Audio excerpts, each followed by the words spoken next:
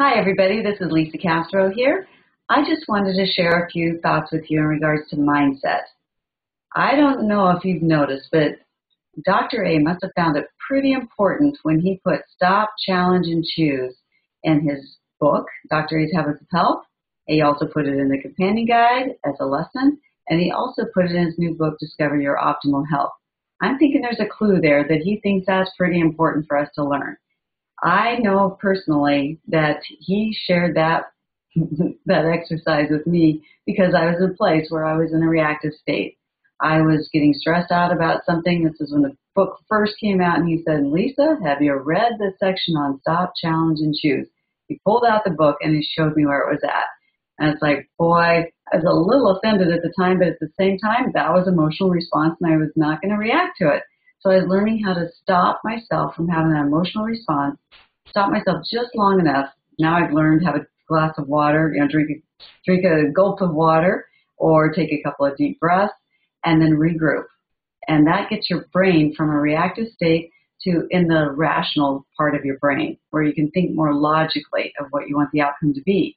So when you stop yourself long enough, you can challenge yourself what thoughts are going through your head.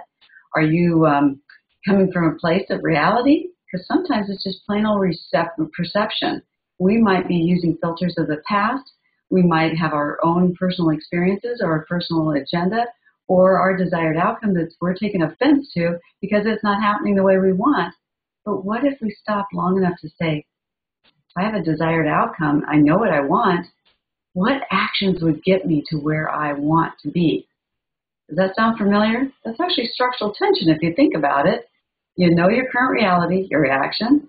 You know where you want to go, your desired outcome. That's our vision.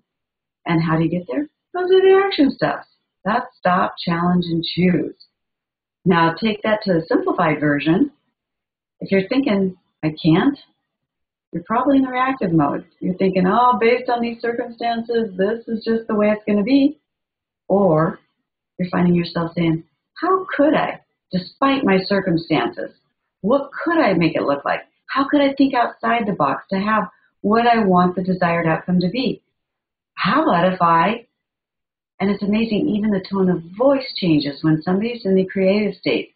I've learned in our mentorship calls, I can almost tell when somebody's in that reactive state or that non-creative state because the excuses that come out, the reasons why they haven't moved forward, the blaming that might happen, perceptions, it's amazing how that can influence whether somebody gets the desired outcome they want. They might say with their words, I want this, but their actions aren't matching up. And it's usually that it has to do with SAC, skills, actions, or concepts.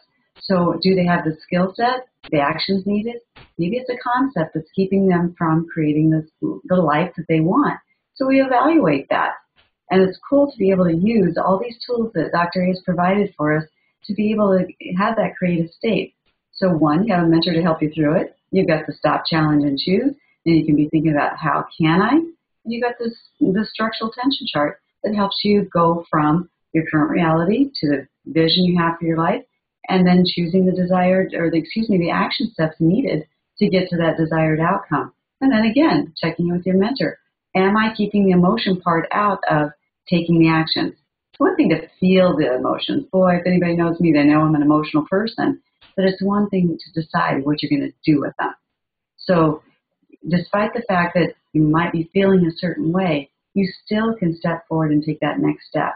I know feeling better always helps, but I'll tell you, when you take action, you start feeling better. And it can be a really good cycle instead of a vicious negative cycle.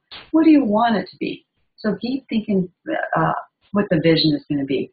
And I'm going to do part 2 of this in the next video. Signing off for now. You guys make it a great day.